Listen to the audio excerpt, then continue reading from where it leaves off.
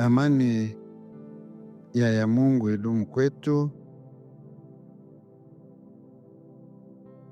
Tuitabele ochi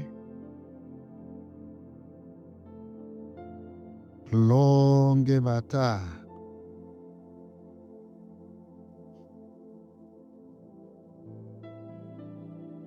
ndiyo walimu mbalimbali kwenye dunia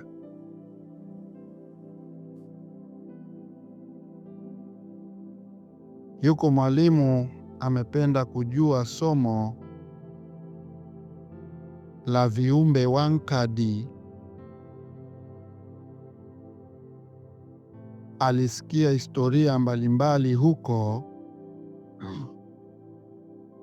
ya kwamba viumbe hao walitoka kwenye jua,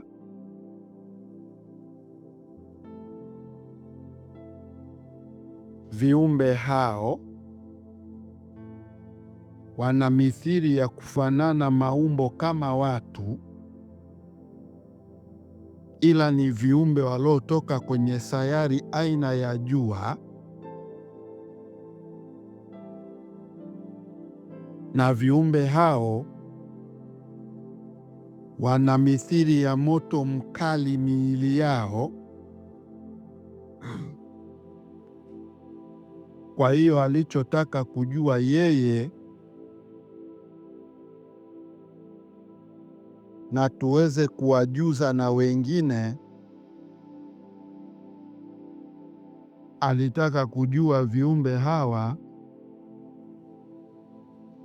baada ya kutoka kule kwenye sayari jua na kwenda kwenye sayari zingine ambazo si kali kama jua, waliwezaje kuishi huku sehemu zingine hizo zikiwa hazina moto mkali kama kwenye jua?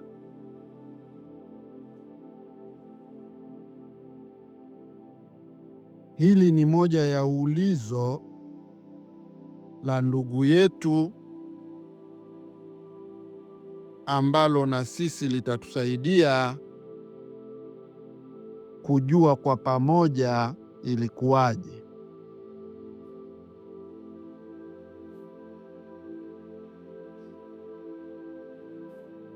Inabidi tutoe historia kidogo ya jua ili mjue jua ni sayari kama mnavyoiona dunia, isipokuwa sayari hiyo ni moto mkali,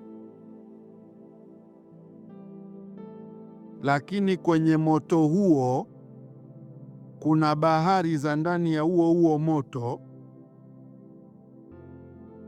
kuna miti yake humo kwenye huo moto,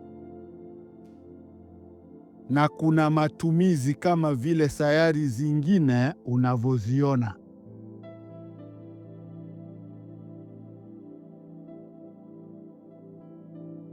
Kwa hiyo unavyoliona jua vile, ndani yake kuna viumbe wa aina tofauti wanaishi kwenye jua, na wao hao viumbe maisha yao ni ya kawaida kwa sababu wameumbiwa kupitia mithili ya jua hilo hilo. Ni kama mlivyopewa historia ya mtu wa kwanza kuumbwa kwa Mungu. Yalichukuliwa mavumbi na baadhi ya matirio ya madini kwenye dunia, ndo akafanywa kuumbwa mtu wa kwanza.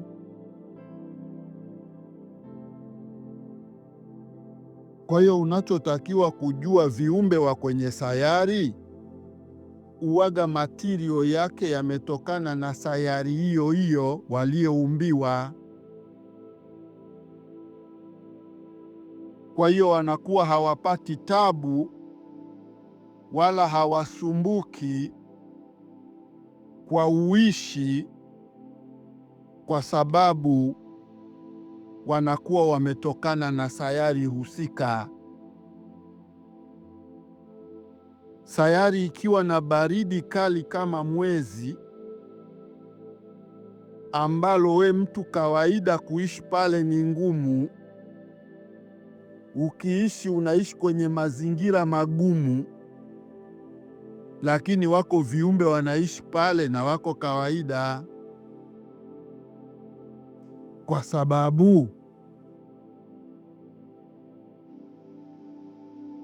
kwa sababu sayari husika ndo huwa inafanywa kuumbiwa viumbe vinavyotokana na mithili ya hiyo sayari.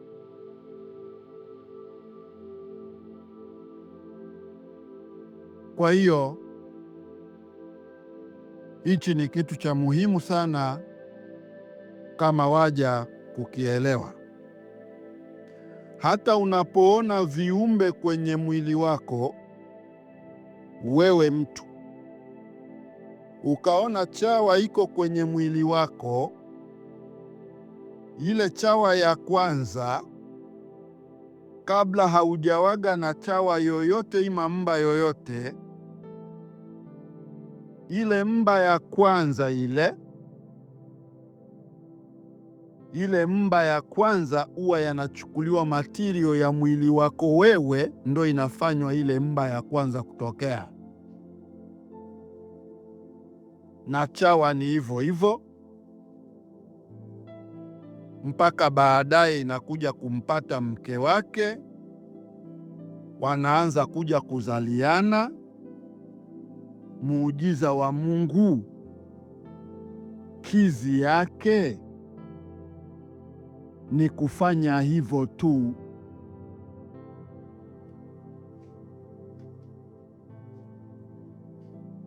Kwa hiyo hapo naeleweka vizuri. Kwa hiyo kiumbe anapokuwa kaumbwa kutokana na sayari aloumbiwa, anakuwa hapati shida kwa sayari itakavyokuwa kivyovyote. Kwa hiyo viumbe hawa wankadi wana maumbo yanafanana kama aliens kwa muonekano, unaona kuwa wamefanana na watu.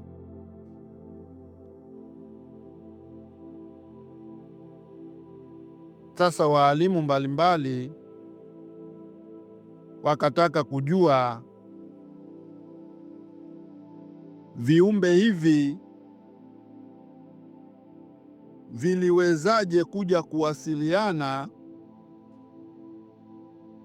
hivi vikiwa vina moto mkali, hivi vingine vikiwa vina baridi kali, na hivi vingine vikiwa tu pengine vina baridi ya kawaida.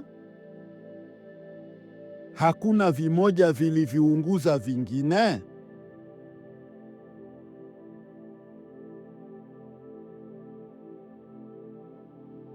Haya ni maswali ya waja waliotaka kujua viumbe wa ulimwenguni ilikuwaje mpaka wakakaa kukutana kwenye mambo ya aina moja. Ni nini kilipita hapo katikati?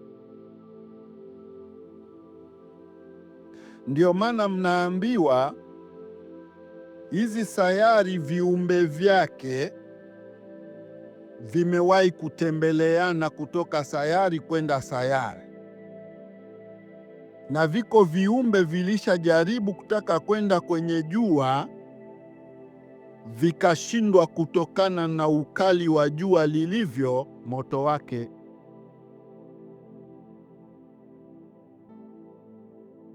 Kwa hiyo yote haya mchukue nafasi ya kuelewa, na hapa tutakuza akili yetu kwa mapana. Viumbe wa kwenye jua, leo utapewa sababu halisi Waliwezaje kutoka kule kwenye jua na kuja kwenye sayari zingine kirahisi? Ni nini kilichopelekea? Mambo yote hayo uyapatie somo leo. Wale viumbe wakija mahala wanakuwa kama kaa la moto. Wakidondoka sehemu hivi, hiyo sehemu yote inaungua, kwa sababu mwili wao wote ni moto mkali.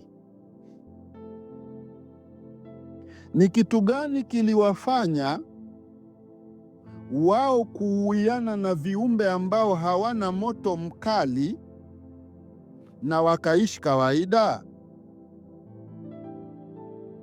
Hapa ndo mpate historia kamili ya madini.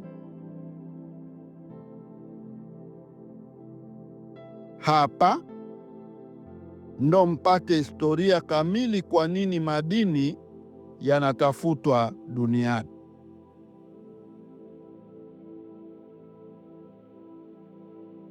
Yako madini yako ndani ya dunia hii. Agenda yake ima maji yake, ukitokea kupakwa wewe mwili mzima, hata upite hapo, kuna moto mkali wa namna gani, moto huo hauna uwezekano wa kukuunguza, kutokana na hayo madini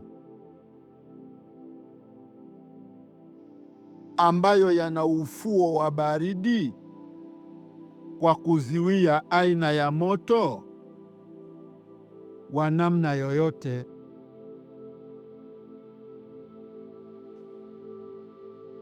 Kwa hiyo mkiona viumbe wako bize wanatafuta madini, muwe mnajua madini yana kazi kubwa yanafanya katika uwiano wa viumbe na viumbe.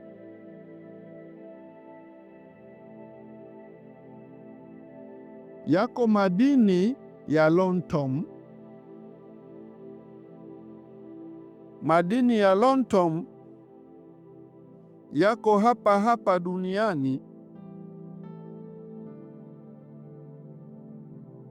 Hayo madini yako hapa hapa duniani na hufanya kutoa aina ya mafuta mbalimbali mnaokuja kuyaona leo. Mnaona huku yanatoka mafuta ya taa, huku inatoka petroli, huku yanatoka mafuta ya aina fulani. Vinavyosababishaga haya mambo kutokea hivyo huwa ni madini mengine huwaga yako huko ndani ya dunia. Sasa viumbe wenye elimu na walokwisha kupita kwenye maisha ya mambo yote hayo wanajua madini ya aina mbalimbali ambayo yana uwezekano wa kuziwia moto. Ndo maana leo hii mnaona kuna mahala unapiga bomu lako wewe, lakini yale madini yakiwa yameshategwa ule mwangwi wake kwa juu, unaona lile bomu limebeba moto, linataka lije liripuke, lakini unaona yale madini yanalizimisha lile bomu na halifanyi jambo lolote. Madini hayo ya lontom, hayo madini yana ufuo wa kuondoa jambo lolote linalounguza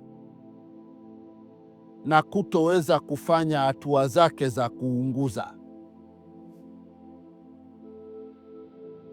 kwa maana ni madini yanayokata moto wa aina yoyote unaoujua wewe kutofanya kazi. Kwa hiyo wachache mmebaki mnajua tu madini haya, dhahabu, almasi, mengineyo ambayo mmeona ni maarufu kwenu, mmewekewa na maduka yake hapo ya kuuza. Yako madini humu yanaibiwa kwa siri duniani, mpaka mje mpate elimu kuwa yapo, ni muda kidogo utakuwa umepita. Lakini viumbe wa ulimwenguni, kwa sababu wana elimu zaidi ya madini kutokana na vurugu mbalimbali walizokwisha kuzipitia, ililazimika wajue madini ya kwao kwa kiwango kikubwa.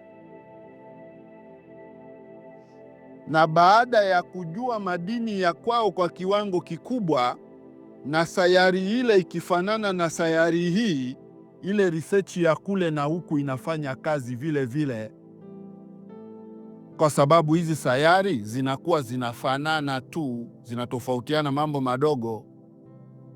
Kwa hiyo ukienda kule Mars unakuta kuna dhahabu isikokuwa ni ya kule, unakuta kuna almasi isikokuwa ni ya kule. Sasa vipimo vile vile vinakuja kusaidia kufanya kazi hapa duniani. Hawa viumbe ndo wakaanza kutoa elimu ya siri na kuzungumzia kwamba haya madini mengine yako hivi na vile. Sehemu kukiwa kuna moto huu, haya madini ya hivi yanazuia moto huu. Yote haya elewa kwa mapana. Kwa hiyo baada ya viumbe kujua kuwa madini gani yanaweza kusaidia nini, madini hayo ya Lontom yalitengenezewa hatua, yakawa kama moja ya mavazi ambao baadhi ya watu walikuwa wanayavaa hayo kwa kuweza kuwasiliana na viumbe ambavyo vina moto mkali.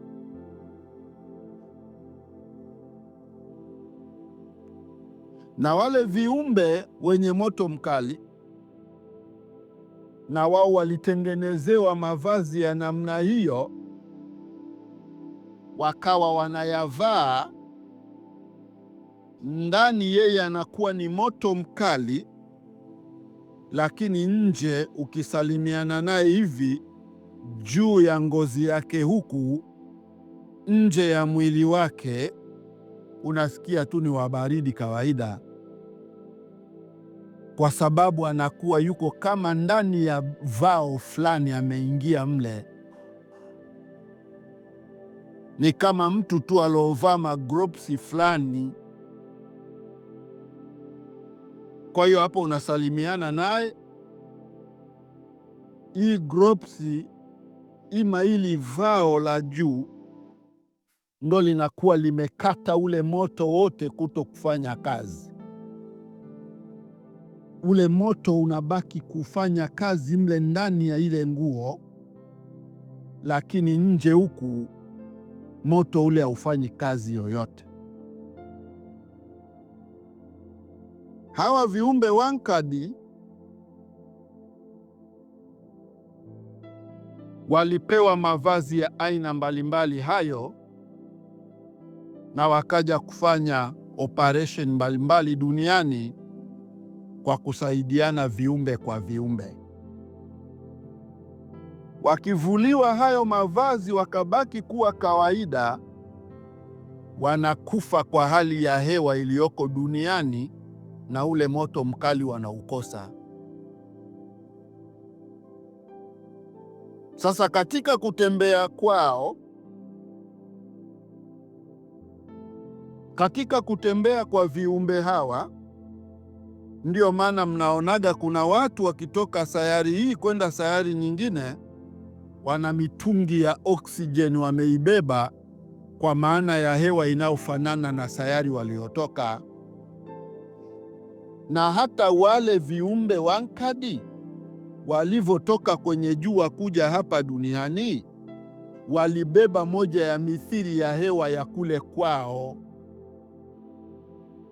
wakatembea na mitungi ya kule kwao, kwa maana upumuaji usiwasumbue. Wakapata nafasi ya kutembelea sayari zingine ambazo haziunguzi kama jua, na wakaanza kufanya kazi zao mbalimbali. Hii ndo tafsiri ya viumbe, mjue vilivuruganaje.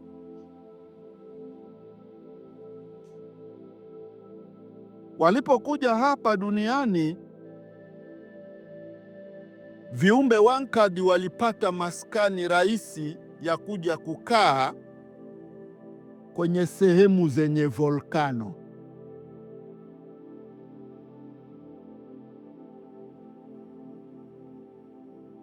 Yote hapa tuelewe kwa mapana. Wakijua hapa kuna volkano, wale viumbe walikuwa wanatoboa sehemu ile, wanavua yale mavazi ya kulinda moto, wanayatoa kwa sababu yale yako kwa ajili ya kuwasiliana na viumbe ambavyo havina moto mkali.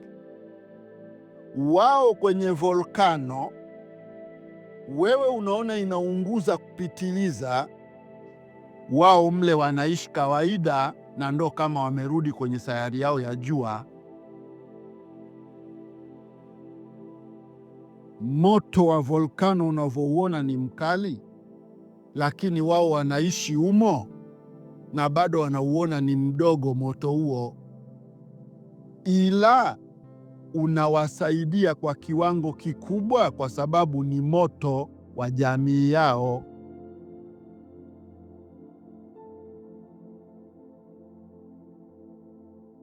Kwa hiyo waalimu, ndugu zetu hawa wameuliza maswali mengi, wakataka kujua viumbe wa kwenye jua mithili yao wana moto mkali kupitiliza, waliwezaje kuja kuishi kwenye dunia huku wakiwa wako hivyo? Sababu halisi nimekuchanganulia kwa mapana. Hii dunia ina moto mkali kupitiliza, ila umebalansiwa chini ya ardhi humo, na njia zake za kuupunguza ule moto ndo hii milima mbalimbali mnaonaga inapasua, inatoa volkano nje. Ni kwa sababu dunia ndani yake humu kuna moto mkali, huwa unatembea humo kwa kuisababishia joto lake binafsi lisiishe.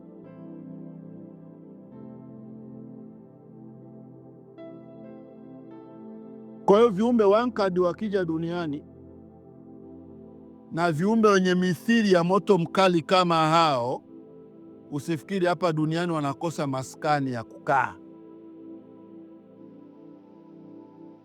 Wanapata maskani ya kukaa kwa hili ninalokueleza sasa.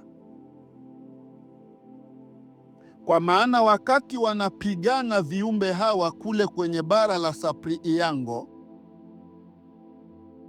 hawa viumbe Wankadi walifanya mambo magumu kwa kuunguza vitu kule.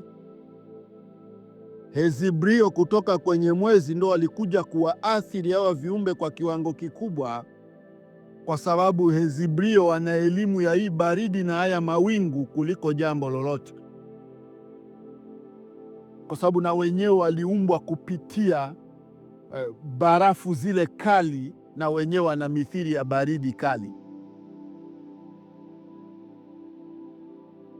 Kwa hiyo walivyopambana baridi na moto, Wankadi walikufa sana kipindi hicho, kwa sababu dunia ina mithili ya baridi kubwa kuliko moto.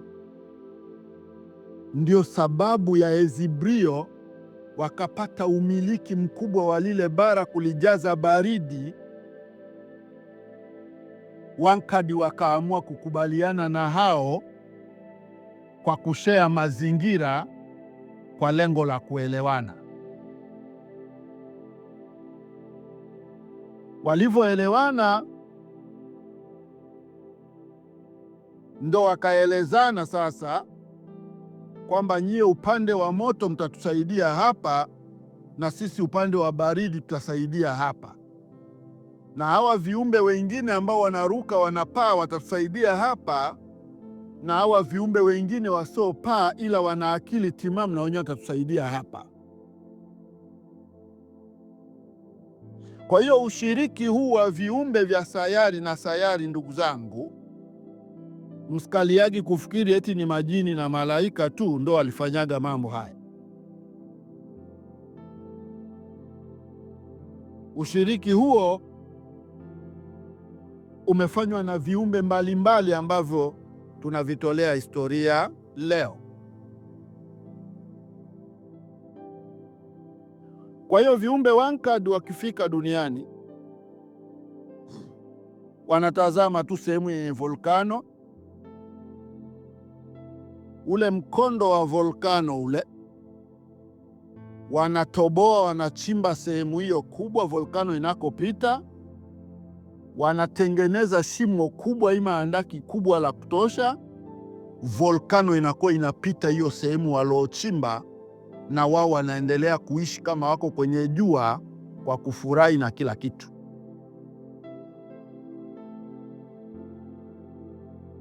Wewe mtu ukikaa kwenye moto unayayuka vibaya mno, lakini wao wakaa kwenye moto, hiyo ndo starehe kwao.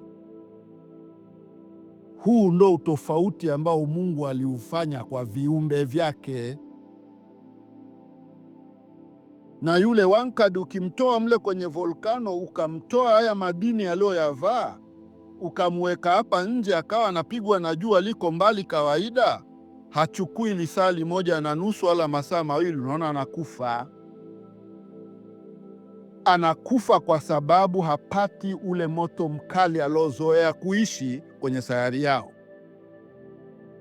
Ili aishi na ule moto mkali kutoka kwenye sayari yao, yako madini ambayo yanafua moto mkali.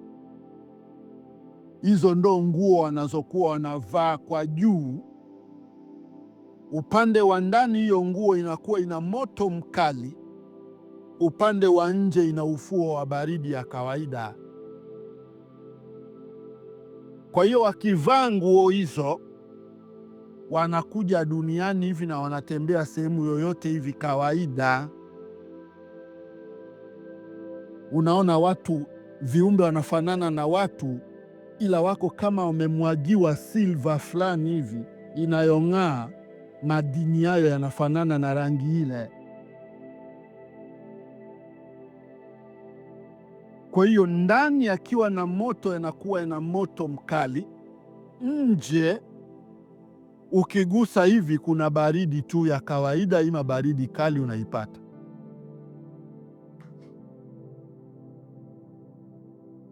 Kwa hiyo waalimu mbalimbali waliotaka kuendelea kujua hivi viumbe ilikuwaje mpaka vikaweza kuishi duniani, na huku ikiwa ni sayari tofauti na ya kwao, ndugu zangu, utafiti ya kuanzia kwenu nyie watu, hili jambo ndo mjifunze kwenye maisha yenu. Hawa viumbe walioanza kupevuka kwa kufanya mambo mbalimbali ya sayari na sayari, na wakafanya mambo mbalimbali ya kichawi, hawa tayari walikuwa na elimu kubwa ya hili anga na ulimwengu kupitia haya walioyafanya. Kwa hiyo mkiona nyie watu leo ndo mnatengeneza watafiti, ni nyie ndo mmeanza kuyafanya leo. Wenzenu walishaga yafanyaga miaka mingi haya mambo, walishayafanya miaka mingi. Kwa hiyo na wako viumbe walitoka sayari ya Orda huko, waliendaga kwenye jua.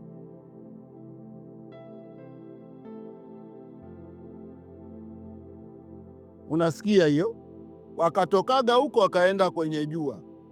Nini kiliwafanya wafike kwenye jua? Ni kwa sababu kule kwenye sayari yao waligundua madini ambayo yana uwezekano kupambana na moto wa aina yoyote, na wao wakatoka wakatengeneza mavazi hayo wakaenda mpaka kule kwenye jua na wakapata tathmini mbalimbali kule.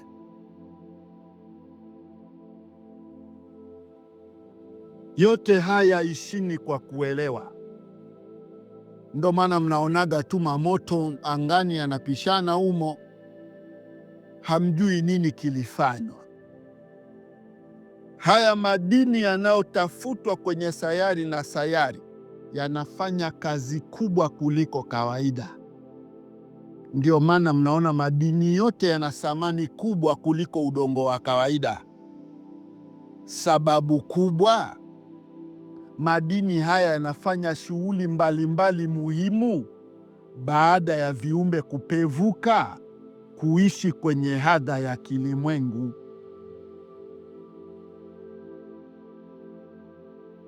Kwa hiyo waalimu, mnapasa muelewe jambo hilo,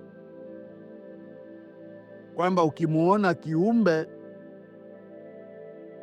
katoka kwenye jua yuko hapa duniani, usitokei kuumia kichwa kwamba hapa ameishije. Hata wewe ukipata madini ambayo yana ubaridi mkali na kubeba moja ya oksijeni kutoka kwenu hapa, na ukapata chombo cha kukupeleka mpaka kule kwenye jua, na usiathirike huku ukiwa umekaa katikati ya chombo hicho, unafika kule na unaenda kutathmini kila kitu kilichoko kule. Haya mambo ndo viumbe wamefanya baina ya sayari na sayari, ndugu zangu. Afu mnakalia hapo eti tuma ushirikina,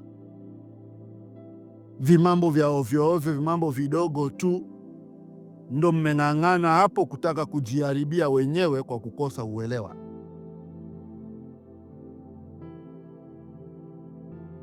Ni washukuru ndugu wana hoja mbalimbali duniani. Majibu halisi ya viumbe wankadi yamekaa yako hivyo, na huo ndo ukweli wake wa mwanzo na mwisho kwenye ulimwengu. Asanteni.